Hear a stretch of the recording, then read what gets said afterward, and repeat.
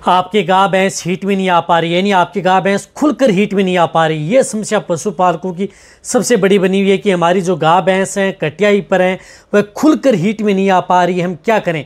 तो आज की वीडियो के अंदर मैं आपको इस तरह की दवा बताऊंगा कि यदि आपकी गाय भैंस खुलकर हीट में नहीं आ पा रही हैं तो आप उन्हें वह दे देंगे तो खुलकर हीट में आएंगी, बहुत ही कम समय में हीट में भी आ जाएंगी और जब भी हीट में आएंगी तो आसानी से गर्भ भी ठहरेंगी।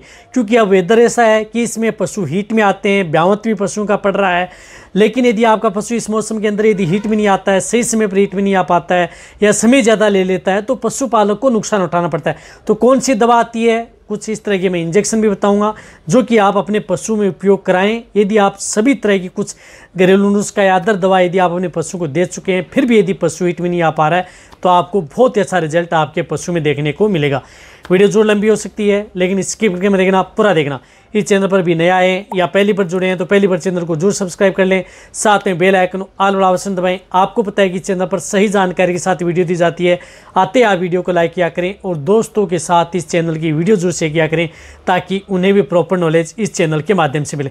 देखो, यदि आपकी गाय भैंस खुलकर हीट में नहीं आती हैं, साइलेंट हीट में रहती हैं, कई बार आपने देखा होगा कि पशु जैसे नॉर्मल यदि आपने पशु ने डिस्चार्ज दिया, डिस्चार्ज देने के बाद में फिर वह पशु हीट में नहीं आ पाता है या प्रॉपर हीट में नहीं आ पाता है। कई बार तो पशुपालक को पता ही नहीं चलता है कि आपका पशु हीट में आया नहीं है। तो इस तरह की समस्या है, उसकी वजह से पशुपालक हैं उनको बहुत भारी नुकसान उठाना पड़ता है। या यदि आपकी कटिया हीपर हैं, वजन ले चुकी हैं, यानी वजन उनका अच्छी तरह से हो चुका है, वजन लेने के बाद में भी वह हीट में नहीं आ पा रही हैं, तो उस स्थिति में आप उनका उपयोग करें। सबसे पहले तो आपको क्या करना है कि यदि आपका पशु हीट में लाने के लिए चाहे आप किसी भी तरह की दवा का उपयोग करें या कोई भी इंजेक्शन का उपयोग करें, कोई भी मेडिसिन का उपयोग करें या कोई भी घरेलू नुस्खा है वह भी उपयोग करें, तो उससे पहले एक तो उनकी आप डिवर्मिंग यानी उन्हें पेट के कीड़े मारने की दवा आप अपने पशु को जरूर देनी है। पेट के कीड़े मारने की दवा आप कोई सी भी दे सकते हैं जिसके अंदर आप एल्बेंडाजोल भी हो, चाहे आयुर्मेक्टिन साल्ट भी हो, अदर कोई साल्ट हो, कोई सी भी, उन्हें एक पेट के कीड़े मारने की दवा आपको देनी चाहिए। और उसी के बाद में चाहे आपको इंजेक्शन व दवा आप अपने पशु में उपयोग करानी चाहिए, तभी आप अपने पशु में बेस्ट रिजल्ट मिलेगा।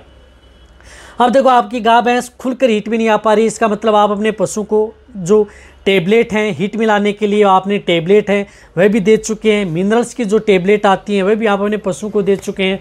साथ साथ में आप अपने पशु को जिस प्रकार से जो कुछ घरेलू नुस्खा हैं वह भी दे चुके हैं। फिर भी यदि आपका पशु खुलकर हीट में नहीं आ पा रहा है, यानी नॉर्मल हीट में आ रहा है, तो उस स्थिति में क्या करना है कि आपको अपने वेटेरियन से जो मैं इंजेक्शन बता रहा हूँ वह इंजेक्शन आप उन पशुओं को लगवा लें और आप अपने पशु को तुरंत हीट में लेकर के आ जाएं, जिससे कि आपका पशु ज़्यादा समय भी नहीं लेगा और आपका पशु सेफ भी रहेगा। तो सबसे पहले आप उन पशु को एक हार्मोनल का जो इंजेक्शन आता है वह इंजेक्शन आप अपने पशु को लगवा लेना। यदि आप सब कुछ दे चुके हैं, दवा, घरेलू नुस्खा सब कुछ कर चुके हैं, लेकिन आपका पशु खुलकर हीट में नहीं आ पा रहा है, तो उस स्थिति में यह इंजेक्शन आप अपने पशु को जरूर लगवा लेना चाहिए। तो इसके लिए इंजेक्शन आता है जिस प्रकार से जोलकोल डी, जो कि केरस का आता है जोलकोल डी, जिसके अंदर साल्ट आता है डी क्लोप्रोस्टिनोल, जो आपको स्क्रीन के ऊपर भी दिख रहा है। ये इंजेक्शन आप उन पशुओं को लगवा लेना चाहिए। ये इंजेक्शन 2 ml आपको क्या करना है कि 2 ml ये इंजेक्शन इंट्रामस्कुलर यानी मांस में आपको ये इंजेक्शन उन पशुओं को लगवाना है।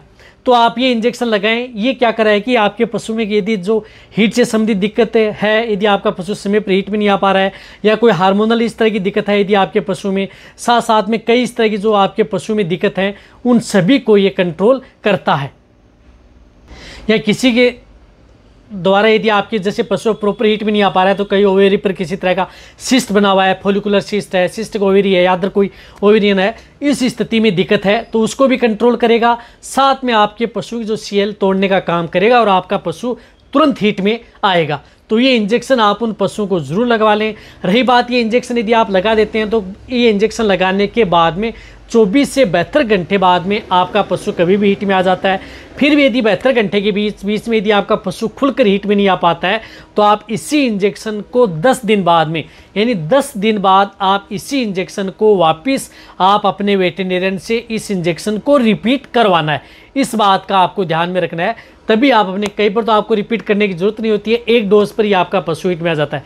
लेकिन जब भी आप ये इंजेक्शन यदि पशु में उपयोग कर रहे हैं तो इसके साथ आपको एक मल्टी मिनरल जो इंजेक्शन आता है उस इंजेक्शन का भी उपयोग आप अपने पशु में ज़रूर करवाना चाहिए। जो मल्टी मिनरल इंजेक्शन आते हैं, तो इस स्थिति में जिस प्रकार से ये स्टिमवेट आता है, वेलकॉन का स्टिमवेट इंजेक्शन, जिसके अंदर क्या आता है, साल्ट जिंक आता है, मैंगनीज आता है, सेलेनियम और कॉपर, यानी जिंक, मैंगनीज और सेलेनियम, कॉपर साल्ट का जो ये वेलकॉन का जो ये इंजेक्शन आता है, ये इंजेक्शन आप उन पशुओं को 5 ml, कहने का मतलब है कि ये 5 ml इंट्रामस्कुलर आपको लगवा लेना है। ये 5 ml आपको इंट्रामस्कुलर यानी मास में ये इंजेक्शन आप उन पशुओं को लगा दें। 5 ml आपने ये इंजेक्शन लगा दिया, जो इस साल्ट का, यदि आपको इस साल्ट का इंजेक्शन नहीं मिल पा रहा है, जिस प्रकार से इसके अंदर जो साल्ट है वह नहीं मिल पा रहा है, तो उस स्थिति में आपको क्या करना है कि जो अदर कंपनी का इसी साल्ट का जो जिंक, मैंगनीज, सेलेनियम, कॉपर हो, वह आप अच्छे ब्रांड का ला करके 5 ml इंट्रामस्कुलर वह इंजेक्शन उन पशुओं को लगवा दें। तो इससे क्या होगा,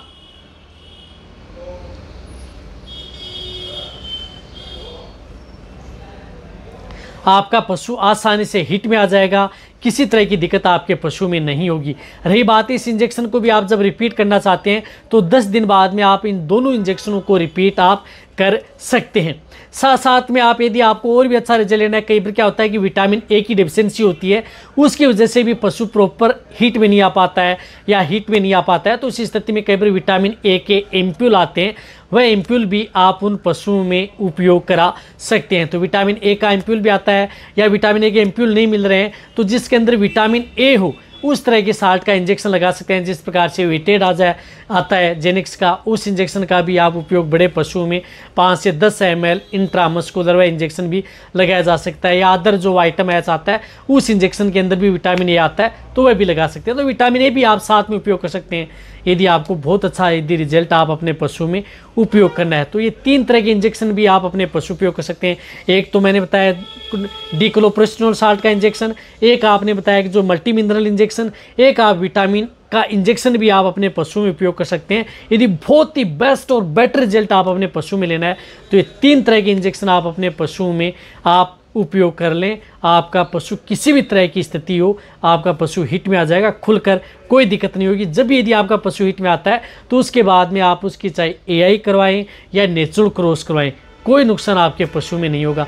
और जब भी आप एआई नेचुरल क्रॉस करवा लेते हैं तो उसके बाद में आप अपने पशु को क्या देना चाहिए, और जो भी जितने मैंने इंजेक्शन बताए सभी के सभी इंजेक्शन आप अपने वेटरनरी से लगवाने।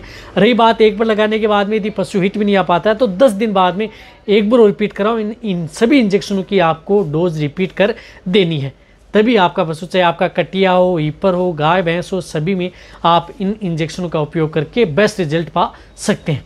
तो वीडियो जितना हो सकता है पशुपालक हैं, वेटरनरी, उन सभी के साथ ये वीडियो शेयर करें। इसी तरह से आप मेरी वीडियो देखते रहें। थैंक्स, धन्यवाद।